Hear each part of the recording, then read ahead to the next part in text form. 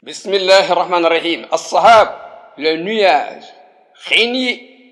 yi niir yi. wa taskuru ayatun uxra am na beneen ayat buy wax ci alquranul karim al maxlumaati taaliya information yii anta kawanil matar ci formation taw bi mu wax ni alam tara xanaa dangaa gisul ni ana allah naka yàlla yus ji mooy puus saxaaban ay nuage ay niir su may allif topp mu dajale baynahoo seen diggante ñu dajaloo su may jaxaloo topp mu def ko rukaaman ab jal gis jalu xiin fa taraa nga gis alwatqa taw bi yaxruju muy génn min xilaalihi ci diggante xiin yi wa yunazzil muy wàcc aussi min as-samaa ci asamaan min jibalin ay montagne glace fiha ci biir xiin yi min baradin ay grêle fa yusibu bihi léeg-léeg mu dal man isaa ku ko neex fa dis day gaañe de wa yasrifa mu wëlbatu ko du gaañ am man isaa ku ko neex yakaadu sana barqihi la lumière éclair mooy melax gu foor googu yazhabu bil absar mën na yàq sax bët waaye lépp liggéeyu borom bi tabaraka wa taala am na lu muy liggéey inna al ulama allazina yadrusuna al ghuyuma borom xam-xam yi nga xam ñooy jàng scientifique yi nga xam ñooy jàng affaire niir yi catégorie niir yi tawassalu ila nataij mufajatin ñoom ñëpp gis nañ d'accord nañ ne lii benn résultat bu étonnant bu yéeme bi nisbati li takawun al ghuyum al mumtira ci ne niir yi de formé woo ñoo ko wax le cumulonimbus mooy niir bu ëmb ndox langue latin la nga xam ne mën na am 300,000 tonnes de ba pare nekk ci kaw air bi kan moo ko téye borom bi tabaraka wa taala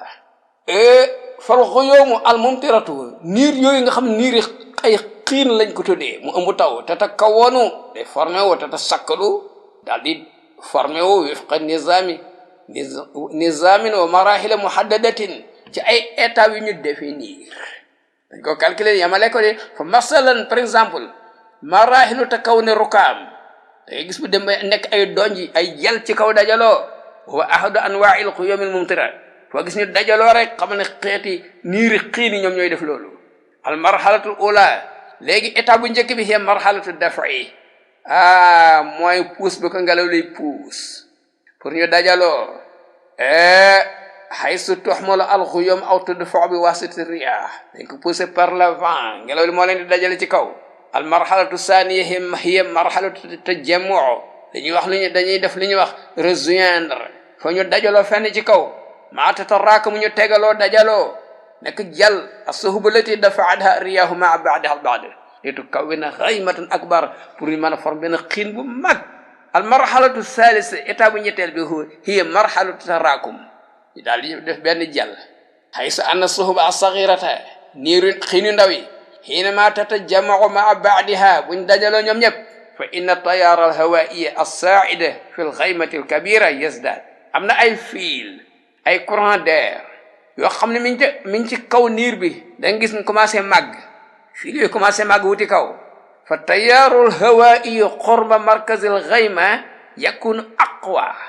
ne gis nga fiil yooyu nekk ci digg xiin bi ci centre bi ñoo ëpp doole allati takunu ala atrafa yi nekk ci pegg xiin bi wa hasi tayaaratu fiil yooyu fiil courant la dee taj'alu jismal ghayma moom mooy def dégg nga jëmm xiin bi yan moo amoo di yan bu ko defee mu màgg wuti kaw verticalement day màgg cëlulal wuti kaw wa lizalika fa inna al ghaymata aw sahabata gis nga xiin bu manti doon tatarakamu su'adan muy màgg day màgg wuti kaw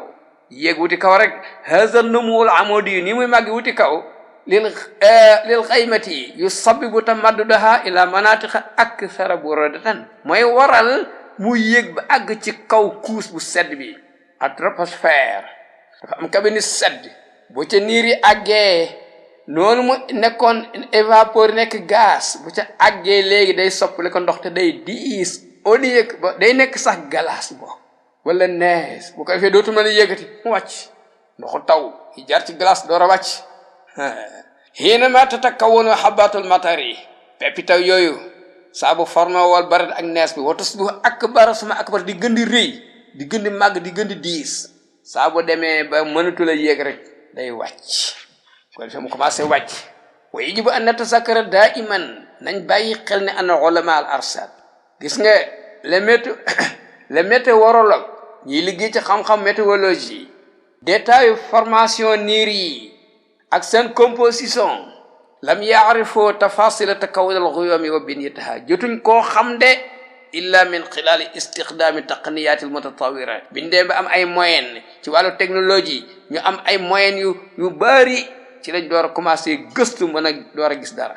misli tairat ñu utiliser ay avion wala al aqmaru sanaiya ay satellite artificiel wala al xawaasib ay ordinateur ci lañ di door a am xam-xam bu toll nii de wa min al waadih leer na ci bopp yi ne an allah subhanahu wa taala atana hadihi al maalumat yi pourtant joxoon nañu information yi anal xuyum ci affaire nuage yi affaire xiin yi affaire taw bi qabla 14 xarnan lu jiitu 14 siècle fii zamanin ci temps boo xam ni lam takun li tu'rafa fihi xam ko ci yombul woon waaye borom bi ci boppam ci mbaaxam lañ dem mu indil ñu ay moyen ñu mën a xam détail bi nan la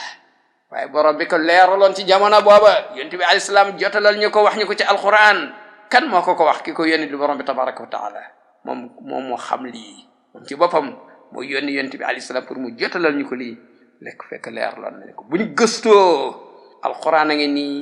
lépp borom bi leeraloon na lu am rek lu ñu gëstu ba sonn ci rek te da cee war a gëstu sonn ci xam ko borom bi leeraloon na ko bu yàgg